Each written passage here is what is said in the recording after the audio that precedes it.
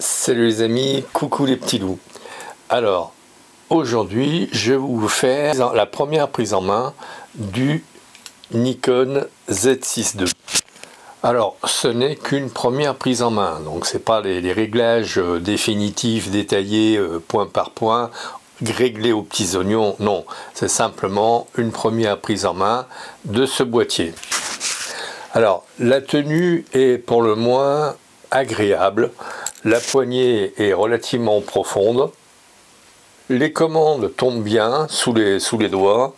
Le bossage à l'arrière permet de bien caler son pouce qui tombe sous le bouton AF On, et si l'on pousse un peu le sujet tombe sur le bouton display. Donc petit boîtier sympathique, plein format malgré tout. Mais si on a la chance d'avoir un objectif à monture Z, on ne s'aperçoit pas qu'on est avec un plein format 24-36.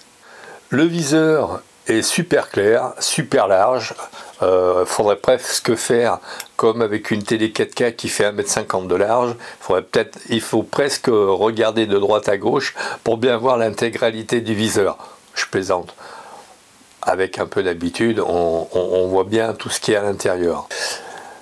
Donc l'œilleton est bien dégagé, ce qui évite d'avoir le pif qui s'écrase sur l'écran arrière et de dégueulasser le dit écran. Alors sur le dessus, vous avez la bague MASP qui est bloquée et que l'on débloque avec un petit bouton central, et on peut faire varier les réglages, donc de passer de programme au mode automatique avec simplement le pouce.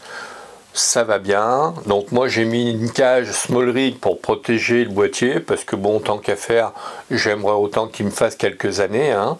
Donc et donc sur la bague, vous avez MASP, vous avez U1, U2 ou 3, et bague relativement complète, hein.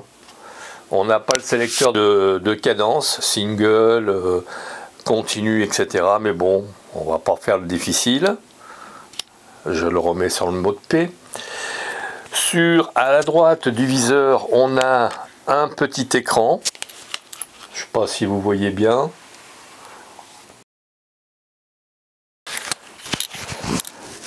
Où l'on a en haut à gauche les vitesses, à droite le diaphragme, en deuxième ligne si on a mis en fonction le flash ou pas, l'état de la batterie, en troisième ligne les ISO, en quatrième ligne on a, moi ce que j'ai c'est un S pour single, sinon vous avez L avec un chiffre, c'est le nombre de vues que vous aurez en laissant le doigt appuyé sur le déclencheur.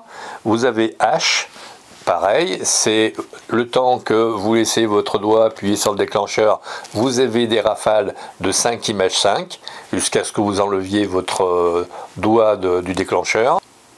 Au dos, nous avons, comme sur tous les boîtiers pro et experts, nous avons le petit triangle, tout à fait sur la gauche, le petit triangle qui permet d'afficher les photos. Nous avons juste à côté la poubelle. À droite de ce même viseur, nous avons le bouton display qui permet, en fonction du mode contextuel où il se trouve, soit en photo en haut et en vidéo en bas, d'avoir dans un premier temps, c'est une roue. Donc avec display, nous avons successivement l'histogramme, l'horizon artificiel et de nouveau le viseur normal. Et tout cela en boucle. Si l'on enlève si on enlève l'œil du viseur, on obtient les mêmes actions, plus un tableau final qui nous permet de voir tous les réglages actifs que nous avons sur le boîtier. Et cela sur un fond blanc. Donc écriture noire sur fond blanc. À droite de ce bouton display, nous avons le bouton AF On qui permet de faire la mise au point si l'on en a décidé avec la commande A6 dans les menus. Sous ce bouton AF On, nous avons un petit joystick qui permet de, quand on a l'œil au viseur, de déplacer le point d'autofocus.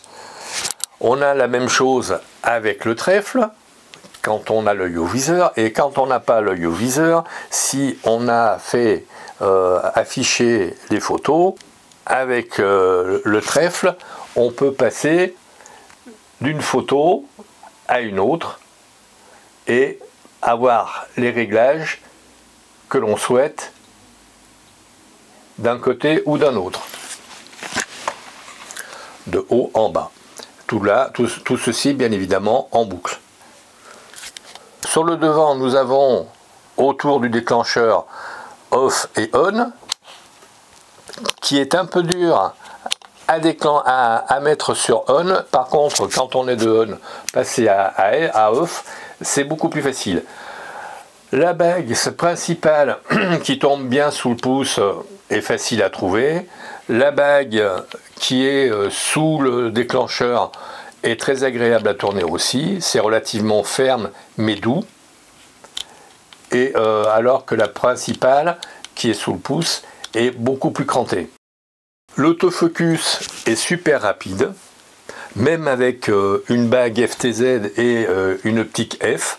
C'est super rapide. Je vous dis même pas la rapidité de l'autofocus avec une optique Z. C'est super agréable. La visée est super lumineuse, ce qui est relativement impressionnant par rapport à un réflexe. Alors, avantage ou inconvénient, les prises de vue sont aussi très lumineuses. Alors, avantage ou inconvénient, nous verrons tout cela dans une prochaine vidéo où je vous parlerai de façon un peu plus pointue des réglages à faire.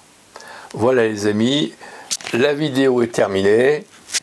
Comme d'habitude, si la vidéo vous a plu, vous likez, vous partagez, vous vous abonnez, vous faites abonner, vous faites du bruit autour de cette vidéo parce que j'ai besoin de vous pour progresser. Et Dieu sait si vous m'avez aidé puisque nous en sommes à 1300 et quelque chose d'abonnés, puisque nous en sommes à 1359 abonnés. Soyez-en remerciés. Donc continuez à faire du bruit autour de mes vidéos. Je vous remercie pour votre écoute et je vous dis à très vite.